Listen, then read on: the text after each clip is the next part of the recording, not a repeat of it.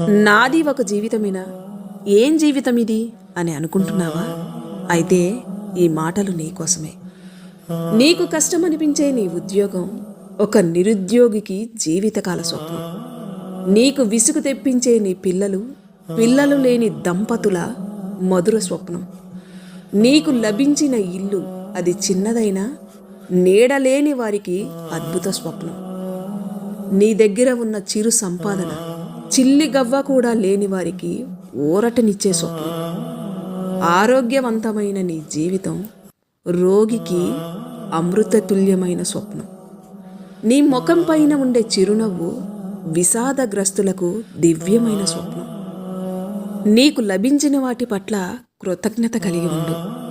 సంతృప్తికరమైన జీవితాన్ని అలవర్చుకునే భావాలతో జీవించు. అప్పుడు ఆనందమే నీ చిరునామాగా మారుతుంది.